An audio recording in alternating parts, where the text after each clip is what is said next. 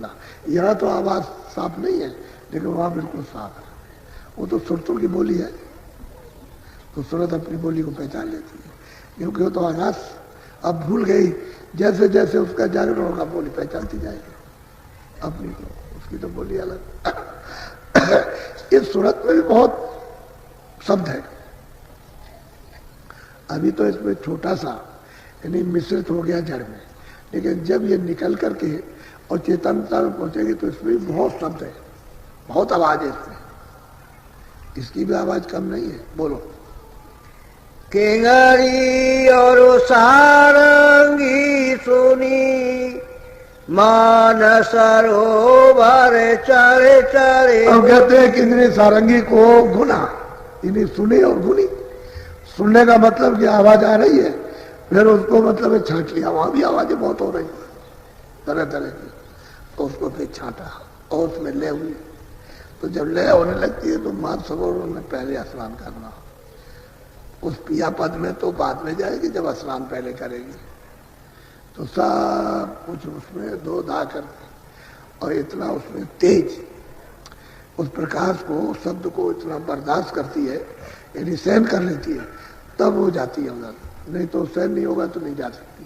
प्रकाश को भी सहन नहीं कर सकती है और शब्द को भी नहीं कर सकती, दोनों को नहीं। वो पिया पद है, गुरपद पिया पद, ये मतलब ये है कि ये पिया पद है। तो कहते हैं उसको जब ले हुई तो वहां पहुंची तो उसका साक्षात्कार वहां पार, उसी को मुसलमान अल्लाह कहते हैं। अब ये तो नवाज वाज पढ़ते हैं, ये तो जानते भी नहीं बेचारे क्या है, जैसे वो इनमें कोई नहीं जानता। तो ऐसे अपने आप ही जो विद्वान है वो क्या जानते हैं, उनको कुछ भी बता नहीं, क्योंकि उनको उन्होंने कभी किया ही नहीं। और किसी ने किया होगा, जब किया होगा वो तो सज्जुग में, त्रेता में, द्वापर में तो किया होगा, लेकिन अब तो कोई नहीं करता। अब वो जानते ही नहीं रास्ता, तो वहां कौन जा सकता। किताबों में ये चीज मिलती नहीं है, उन किताबों में तो है नहीं। ये तो महात्माओं ने जब आए तो रास्ता खोला उन्होंने, तब फिर ये रास्ता मालूम हुआ, नहीं तो कहाँ पता चलता है।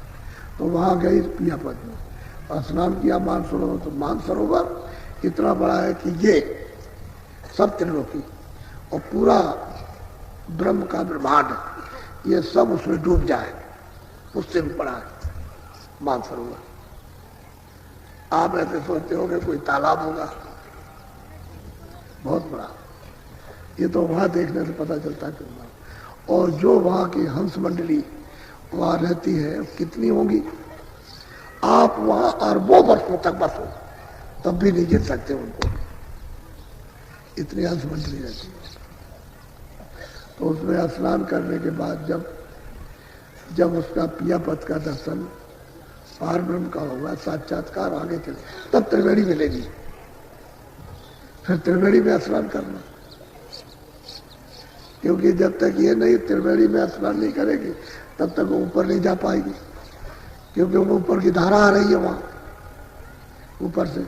उसमें जब तक कि उस धारा को बर्दाश्त नहीं कर लेगी, उसमें सहन नहीं कर लेगी, उसमें डूब नहीं लेगी, अच्छी तरह से देखने की क्षमता, शब्द सुनने की उसके अंदर जब क्षमता और ताकत आ जाएगी, तब उस धार पर चढ़ेगी। तो त्रिवेणी संगम है वहां उस जगह पर। अब यहाँ त्रिवेणी ये लोग कहते हैं यहाँ मिट्टी की है, इधर से जमुना, उधर से ये गंगा, उधर से सरस्वती, ये अब वो त्रिवेणी वहां है।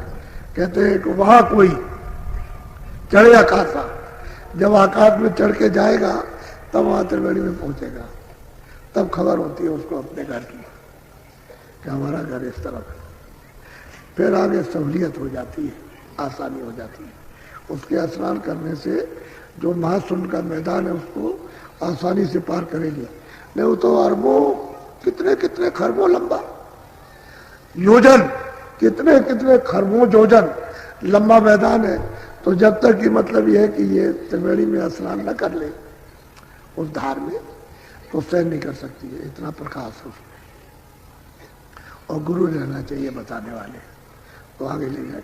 भंवर गोपाल स्थान तो सोहनपुर उसका बहुत दूर है, इसके बहुत पार करने के बाद तब उनका वो स्थान आएगा। ये तो पार तो ऐसे बगैर जानकार के नहीं हो सकता। सुनते तो बिल्कुल एकदम से बहुत भूल गई। अब गुरु जब आने जाने वाले मिले तो बताते जाएंगे, तो वो बता रहे कि चल वहां चल, ये रास्ते का मैं रास्ता भेद बता रहा हूँ, और तो इस तरह से चल, मैं तेरी मदद करूंगा। बोलो। आगे महासोन मैदान जहाँ चारे धोने ते मेरे। वो कहते हैं वो मैदान इतना बड़ा है कि ये सब 3 लोग ब्रह्मांड के जितने भी है इससे बड़े वो, पार ब्रह्मांड के जितने भी वो सब, और उसी मैदान में सब समा जाए, इतना बड़ा है वो मैदान। छोटा मोटा नहीं है कि आप मतलब, लेकिन अब यह है कि सतलोक के लिए तो कुछ नहीं, सतलोक के लिए तो एक बूंद है, वो तो सागर है, उसके लिए कुछ नहीं है। लेकिन अब यह है कि अब कितना बड़ा है, अब इतना बड़ा मतलब ये अरबों खरबों आपने कभी सुना भी नहीं होगा इतना होगा। तो सूरज इधर से निकलता है, इधर 12 घंटे उधर 12 घंटे इधर, वह घूम के वो आ गया इधर को। तो वो कैसे घूमता है, ये तो पृथ्वी में है, वो ऊपरी से इस तरह से सब लोग घूम रहे हैं, जितने भी लोग हैं ये तीनों लोग उसी शब्द पर बैठ करके, सतपुरुष के शब्द पर बैठ करके ये भी घूम रहे हैं, और वो ब्रह्म बैठा हुआ वो भी घूम रहा, और पार ब्रह्म बैठे हुए उसी शब्द पर वो भी इस तरह से झूला झूल रहे, ऐसे इस तरह से पूरे मंडल नाच रहे, ऊपर से दिखाई देता है। और ऊपर जो बैठा हुआ महाकाल पुरुष जो हमारी गुफा में, वो भी घूम रहा, इस तरह से सब घूम रहे, ऐसे ऐसे घूम रहे। इसका चक्कर सबसे कम है, ऊपर के चक्कर और तेज है, उसके ऊपर के और तेज है, उसके ऊपर के और तेज चक्कर है, इस तरह से सब घूम रहे। और झूले जो पड़े हुए सुरतों को झूलने के, वो अनोखे मालूम होते हैं, जिसमें सुरतें झूलती हैं। ऐसे शब्दों की डोरियां कितनी कितनी, अगर आंख मारिए ऊपर में तो कितने कितने करोड़ लंबी ये डोरियां पड़ी, उस पर सुरतें झूला झूल रही है, कितने लंबे जाती हो, कितने। ऐसा बाहर देखने को मिलता, यहाँ कहाँ है। और आप सावन में झूला झूलते हैं, इसे पेड़ की रस्सी पर बैठ करके, लकड़ी बांध के बैठ के झूला झूलते हैं, और वो शब्दों की रस्सियां वहां पर झूला झूलते हैं, चली जाती है, फिर इधर इधर पीछे चली जाती है, उस पर झूला झूलती है। और उनके गाने बड़े अद्भुत हैं, वो तो सुरतों में एक से कहते हैं कि वैसे सतलोक के लिए वो तो सागर, उसके लिए तो सब बूंद है।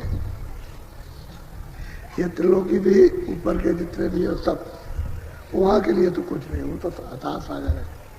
जहां से सुरतों का निकास हुआ तो रास्ता बताती है कि मैदान है लंबा, इसको बगैर गुरु के कोई पार नहीं कर सकता। बोलो। भंवर गुफा ताऊ पर देखी सोहंग बंसी बज। अब वो कहते हैं सुरतों की देखिए मैदान पार करने के बाद फिर मतलब ये जो भंवर गुफा वो मंडल मिलेगा, तो वहां से बंसी बजती हुई सुनाई देगी।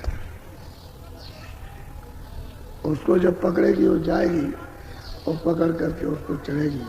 तो ये मामूली रचना है इनकी, तो ये तो सबको अपने में डाल ले, सबको अपने मिला ले, कुछ नहीं है। कहते हैं वहां अब वो महाकाल पुरुष है,